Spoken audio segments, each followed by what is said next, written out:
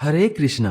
दोस्तों, भाद्रपद की कृष्ण पक्ष की अष्टमी को कृष्ण जन्माष्टमी का उत्सव मनाया जाता है। इस तिथि पर भगवान श्री कृष्ण का कंस के कारागृह में जन्म हुआ था। इस दिन भगवान श्री कृष्ण के जन्मोत्सव के उपलक्ष्य में अर्धरात्रि में व्रत रखकर भगवान का प्रसाद लिया जाता है और प्रसाद के रूप में फलाहार तथा पंचामृत का प्रयोग किया जाता है। ऐसी मान्यता है कि जो भी मनुष्य जन्माष्टमी के दिन उपवास करके इसकी व्रत कथा को सुनता है, उसके 7 जन्मों के पाप नष्ट हो जाते हैं। स्कंद पुराण के अनुसार जो भी मनुष्य जानकर भी कृष्ण जन्माष्टमी का व्रत नहीं करता है, वह मनुष्य अगले जन्म में जंगल में सर्प और व्याघ्र के रूप में जन्म लेता है और अपने कर्म को भोगता है। और जो भी मनुष्य सच्चे मन से जन्माष्टमी के व्रत को करता है, वह इस जन्म में तमाम तरह के सुखों को भोगकर अंत में मोक्ष को प्राप्त करता है। भगवान श्री कृष्ण के सच्चे भक्त जो भी मनुष्य इस कथा को बड़े ही भक्ति भाव से सुनते हैं, उनके समस्त पाप नष्ट हो जाते हैं। अब आप सुने भगवान श्री कृष्ण के जन्माष्टमी की व्रत कथा को। एक बार देवराज इंद्र ने महर्षि नारद से कहा, हे ब्रह्मपुत्र, हे मुनियों में श्रेष्ठ, सभी शास्त्रों के ज्ञाता, हे देव, व्रतों में उत्तम उस व्रत को बताएं जिस व्रत को करने से मनुष्यों को मुक्ति, लाभ और सद्गति प्राप्त हो।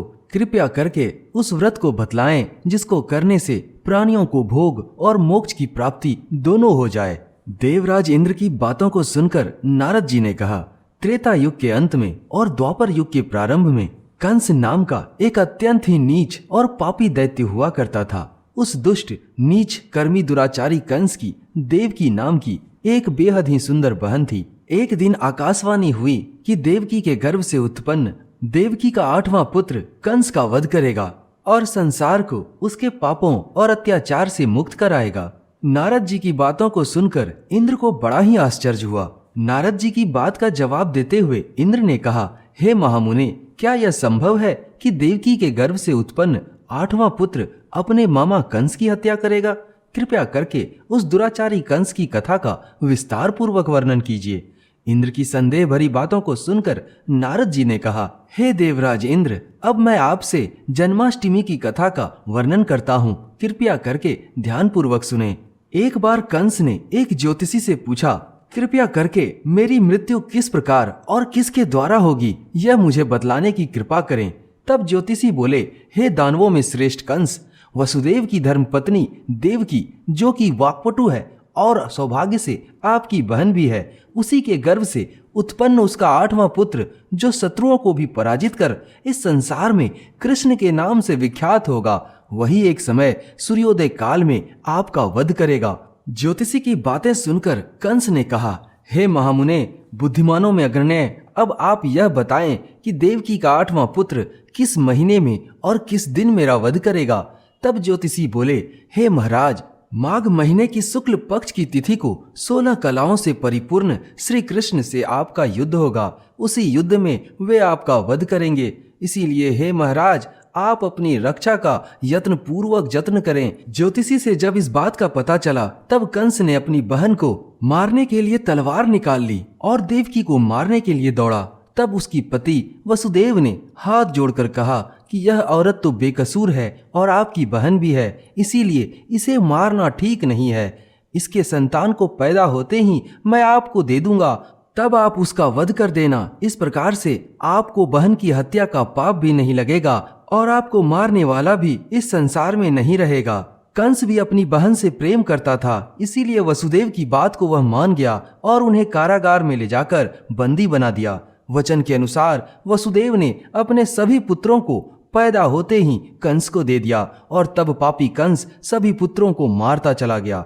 देवकी के 7 पुत्रों को मारने के बाद जब कंस ने देवकी के 8वें पुत्र के होने की बात सुनी, तो उसने कारागृह में कड़ा पहरा लगा दिया और उसने एक द्वारपाल से कहा कि मेरी इस प्राणों से प्रिय बहन की तुम पूरी सुरक्षा करना। द्वारपाल ने कहा, ऐसा ही होगा।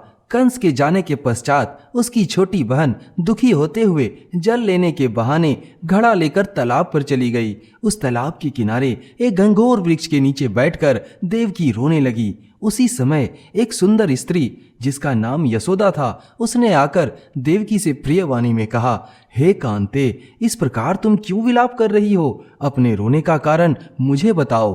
तब दुखी होकर देवकी ने यशोदा से कहा, हे बहन, नीच कर्मों में आसक्त दुराचारी कंस मेरा ज्येष्ठ भ्राता है। उस दुष्ट भ्राता ने मेरे कई पुत्रों का वध कर दिया। इस समय मेरे गर्भ में मेरा 8वां पुत्र है, वह इसका भी वध कर डालेगा। इस बात में किसी प्रकार का संशय या संदेह नहीं है, क्योंकि मेरे ज्येष्ठ भ्राता को यह भय है कि मेरे अष्टम पुत्र से ही उसकी मृत्यु अवश्य होगी। देवकी की बातें सुनकर यशोदा ने कहा, हे बहन, तुम विलाप मत करो, मैं भी गर्भवती हूँ। यदि मुझे कन्या हुई तो तुम अपने पुत्र के बदले उस कन्या को ले लेना। इस प्रकार तुम्हारा पुत्र कंस के हाथों मारा नहीं जाएगा।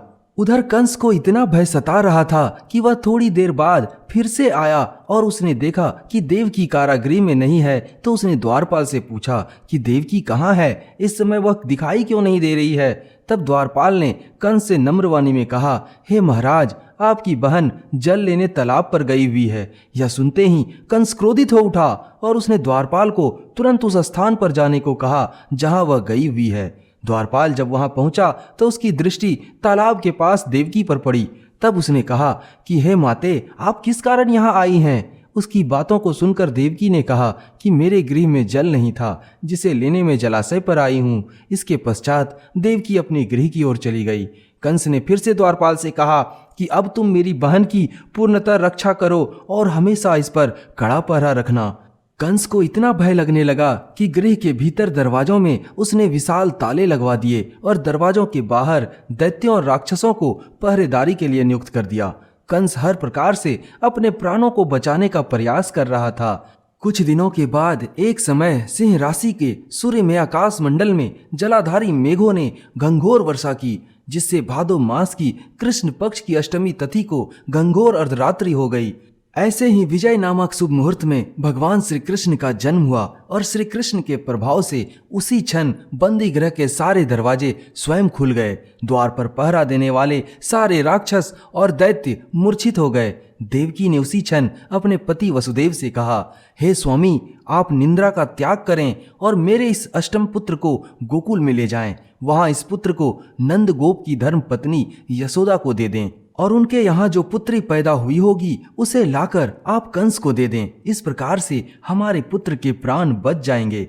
देवकी की बातों को सुनकर वसुदेव जी बालक कृष्ण को एक सूप में लेकर यमुना जी की तरफ चले। उस समय यमुना जी पूर्ण रूप से बाढ़ग्रस्त थीं, लेकिन जैसे ही वसुदेव जी बालक श्री कृष्ण को सूप में लेकर यमुना जी को पार करने का प्रयास किया, उसी क्षण बालक के चरणों का स्पर्श होते ही यमुना जी अपने पूर्व स्थिर रूप में आ गईं और वसुदेव जी को गोकुल में जाने का पूरा रास्ता दे दिया। इस तरह से वसुदेव जी गोकुल पहुंचे और नंद के गृह में प्रवेश कर उन्होंने अपना पुत्र तत्काल उन्हें दे दिया और उनके बदले में उनकी कन्या ले ली। कन्या को लेकर वे तत्काल ही वहां से उसी रास्ते से कंस के बंदी गृह में पहुंच गए। प्रातःकाल जब सभी राक्षस पहरेदार नींद से जागे तो कंस ने द्वारपाल से पूछा, अब देवकी के गर्भ से क्या हुआ है? इस बात का पता लगाकर मुझे बताओ। द्वारपालों ने कंस की आज्ञा को मानते हुए कारागार में जाकर देखा तो वहां देवकी की गोद में एक कन्या थी, जिसे देखकर तत्काल ही द्वारपालों ने कंस को सूचित किया। कंस ने जब यह जाना कि देवकी को कन्या हुई है तो उसे घोर आश्चर्य हुआ, क्योंकि आकाशवाणी के अनुसार उसकी मृत्यु देवकी के 8वीं संतान जो कि एक बालक था उसके द्वारा होनी थी। परंतु कन्या की बात सुनकर वह थोड़ा संशय में पड़ गया। एक पल को उसके मन में विचार आया कि यह तो कन्या है, यह तो मेरा वध नहीं कर सकती है। परंतु उसे अपनी मृत्यु का इतना भय होने लगा कि वह तत्काल ही कारागार में गया। वहां उसने देखा कि उसकी बहन की गोद में एक कन्या है। अपनी मृत्यु के भय से उसने अपनी बहन की गोद से कन्या को झपट लिया और उसे एक पत्थर की चट्टान पर पटक दिया। परंतु भगवान विष्णु की माया से वह कन्या आकाश की ओर चली गई और अंतरिक्ष में जाकर विद्युत के रूप में परिवर्तित हो गई। विद्युत रूपी वह कन्या अट्टहास करते हुए कहने लगी, हे दुष्ट कंस, तू क्या मुझे मारेगा? तुझे मारने वाला तो गोकुल में नंद गृह में उत्पन्न हो चुका है, उसी से तेरी मृत्यु निश्चित है। मेरा नाम तो वैष्णवी है, मैं इस संसार के पालनहार भगवान विष्णु की माया से उत्पन्न हुई हूँ। इतना कहकर वह स्वर्ग की ओर चली गई उस आकाशवाणी को सुनकर कंस क्रोधित हो उठा। उसने नंद जी के गृह में पूतना नामक राक्षसी को कृष्ण का वध करने के लिए भेजा, किंतु जब वह राक्षसी कृष्ण को वध करने के लिए स्तनपान कराने लगी तो कृष्ण ने उसके स्तन से उसके प्राणों को ही खींच लिया और वह राक्षसी कृष्ण कृष्ण कहते हुए मृत्यु को प्राप्त हो गई। जब कंस को पूतना की मृत्यु का समाचार प्राप्त हुआ तो उसने कृष्ण का वध करने के लिए एक के बाद एक कई दैत्यों को भेजा। उसने केसी नामक दैत्य को घोड़े के रूप में भेजा, वह भी मारा गया। उसके पश्चात उसने अरिष्ट नामक दैत्य को बैल के रूप में भेजा, किंतु वह भी कृष्ण के हाथों मृत्यु को प्राप्त हो गया। इसके बाद कंस ने काल्याख नामक दैत्य को कौवे के रूप में भेजा, किंतु वह भी भगवान कृष्ण के बाल्य रूप के हाथों मारा गया। अपने सारे बलवान राक्षसों की एक छोटे से बालक के द्वारा मृत्यु हो जाने से वह बहुत ही ज्यादा भयभीत हो उठा। उसने अपने द्वारपालों को आज्ञा दी कि नंद को तत्काल मेरे समक्ष उपस्थित करो। द्वारपाल नंद को लेकर जब उपस्थित हुए तब कंस ने नंद जी से कहा, यदि तुम्हें अपने प्राणों को बचाना है तो पारिजात नाम के पुष्प ले आओ, यदि तुम नहीं ला पाए तो तुम्हारा वध निश्चित है। कंस की बातों को सुनकर नंद बड़े ही चिंतित हो उठे, परंतु उन्होंने ऐसा ही होगा कहकर अपने घर की ओर गए। वहां उन्होंने जाकर सारा वृतांत अपनी पत्नी यशोदा को सुनाया, जिसे श्री कृष्ण भी सुन रहे थे। एक दिन श्री कृष्ण अपने मित्रों के साथ यमुना नदी के किनारे गेंद से खेल रहे थे। तभी अचानक स्वयं ही भगवान कृष्ण के बाल्य रूप ने गेंद को यमुना में फेंक दिया। यमुना में गेंद फेंकने का मुख्य उद्देश्य यही था कि वे किसी प्रकार यमुना नदी के अंदर पारिजात पुष्पों को लेकर आ जाएं। इसके बाद वे कदम के वृक्ष पर चढ़ गए और यमुना में कूद पड़े।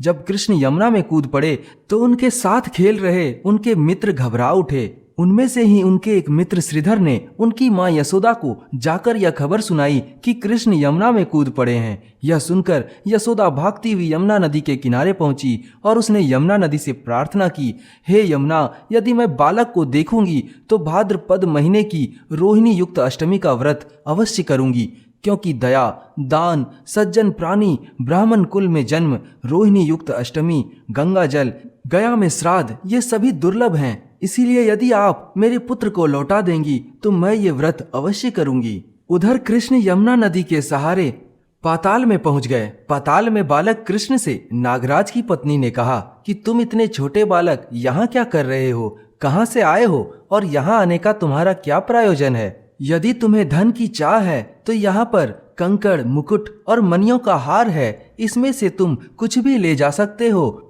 लेकिन तुम जल्दी चले जाओ, क्योंकि इस समय मेरे स्वामी सो रहे हैं। यदि वह उठ गए तो वे तुम्हें खा जाएंगे। नागपत्नी की बातें सुनकर बालक कृष्ण ने कहा, हे कांते, मैं किस प्रयोजन से यहाँ आया हूँ वह वृतांत मैं तुम्हें बताता हूँ। समझ लो कि मैं तुम्हारे पति कालिया नाग के मस्तक को कंस के साथ जुए में हार चुका हूँ और मैं उसी का मस्तक लेने यहाँ आया हूँ। बालक कृष्ण की इस बात को सुनकर नाग पत्नी अत्यंत क्रोधित हो उठी और अपने सोए हुए पति को उठाते हुए उसने कहा, हे स्वामी, आपके घर आपका शत्रु आया है, आप इसका हनन कीजिए। अपनी पत्नी की बातों को सुनकर कालिया नाग नींद से जाग पड़ा और बालक कृष्ण को देखकर उससे युद्ध करने लगा। इस युद्ध में कृष्ण को मूर्छा आ गई। उस मूर्छा को दूर करने के लिए उन्होंने गरुड़ का स्मरण किया।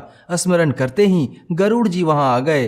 तब कृष्ण जी गरुड़ पर चढ़कर कालिया नाग से युद्ध करने लगे और उन्होंने कालिया नाग को युद्ध में पराजित कर दिया। तब कालिया नाग भली भांति जान गया कि मैं जिनसे युद्ध कर रहा हूँ वे स्वयं भगवान विष्णु के अवतार श्री कृष्ण ही हैं। तब उन्होंने कृष्ण के चरणों में साष्टांग प्रणाम किया और पारिजात के बहुत सारे फूलों को एक मुकुट में रखकर भगवान कृष्ण को भेंट किया। जब कृष्ण चलने लगे तब कालिया नाग की पत्नी ने कहा, हे जगत के स्वामी, मैं आपको जान नहीं पाई, कृपा करके मेरे स्वामी मुझे वापस दे दें। तब भगवान श्री कृष्ण ने कहा, हे सर्पनी, दैत्यों में जो सबसे बलवान है उस कंस के सामने मैं तेरे पति को ले जाकर छोड़ दूंगा। अब तुम अपने घर को चली जाओ। तब श्री कृष्ण कालिया नाग के फन पर नृत्य करते हुए यमुना के ऊपर आ गए। कालिया नाग की फुंकार से तीनों लोक कांपने लगा, जिससे कि कंस भी विस्मित हो गया। इसके बाद कृष्ण प्रसन्न चित्त होकर गोकुल को लौट आए। गोकुल आने पर उनकी माता यशोदा ने बहुत तरह के उत्सव मनाए और इस व्रत को रखा। इसके कुछ दिनों के बाद कंस के एक महाबलशाली भाई चाणूर के साथ श्री कृष्ण के मल्ल युद्ध की घोषणा की गई। कृष्ण और चाणूर का मल्ल युद्ध अत्यंत ही आश्चर्यजनक था। चाणूर की अपेक्षा कृष्ण बाल रूप में थे। भेरी शंख और मृदंग के शब्दों के साथ कंस और केसी इस युद्ध को मथुरा की जनसभा के बीच में से देख रहे थे। मल्ल युद्ध प्रारंभ हुआ और श्री कृष्ण ने पैरों को चाणूर के गले में फंसाकर उसका वध कर दिया। इसके बाद एक महाभयंकर दैत्य केसी कृष्ण से युद्ध करने आया, लेकिन अंत में केसी भी मल्ल युद्ध में कृष्ण के द्वारा मारा गया। केसी की मृत्यु के पश्चात मल्ल युद्ध देख रहे सभी प्राणी श्री कृष्ण की जय जयकार करने लगे। बालक कृष्ण द्वारा चाणूर और केसी का वध होना कंस के लिए अत्यंत ही आश्चर्यजनक और हृदय विदारक था। क्रोध में कांपते हुए उसने अपने सभी सैनिकों को बुलाकर आज्ञा दी कि तुम सभी लोग अस्त्र शस्त्र से सुसज्जित होकर कृष्ण से युद्ध करो। श्री कृष्ण की तरफ से उनके भाई बलराम भी युद्ध में कूद पड़े। इधर श्री कृष्ण ने भी अपने वाहन गरुड़ और सुदर्शन चक्र का ध्यान किया। इसके बाद उन्होंने ना जाने कितने ही राक्षसों और दैत्यों का वध कर दिया, कितनों के शरीर अंग भंग कर दिए। इस युद्ध में श्री कृष्ण और बलराम ने असंख्य दैत्यों का वध कर दिया। बलराम जी ने अपने शस्त्र हल से और भगवान श्री कृष्ण ने सुदर्शन चक्र से माघ महीने की शुक्ल पक्ष की सप्तमी को विशाल दैत्यों के समूह का सर्वनाश कर दिया। अंत में केवल दुराचारी कंस ही बच गया। तब कृष्ण ने कहा, हे दुष्ट, अधर्मी, दुराचारी, अब मैं इस महायुद्ध स्थल पर तुझसे युद्ध करूंगा और तेरा वध करके इस संसार को तेरे पापों और अत्याचार से मुक्त कराऊंगा। यह कहते हुए श्री कृष्ण ने उसके केसों को पकड़ लिया और कंस को घुमाकर पृथ्वी पर पटक दिया, जिससे वह मृत्यु को प्राप्त हो गया। कंस के मरने पर देवताओं ने शंख घोष की और फूलों की वर्षा की। वहां उपस्थित सभी लोगों ने श्री कृष्ण की जय जयकार करनी शुरू कर दी। कंस की मृत्यु पर नंद बाबा, देवकी, वसुदेव, यशोदा और संसार के सभी प्राणियों ने बहुत ही हर्ष पर्व मनाया। इस प्रकार से जन्माष्टमी की इस कथा का समापन होता है। जो भी मनुष्य सच्चे मन से जन्माष्टमी के इस व्रत को करता है और इस व्रत कथा को सुनता है, वह इस जीवन में ऐश्वर्य और सुख को प्राप्त करता है। केवल इस कथा को सुनने मात्र से व्यक्ति के समस्त पाप नष्ट हो जाते हैं और वह अंत में इस संसार के सभी सुखों को भोगकर मोक्ष की प्राप्ति करता है।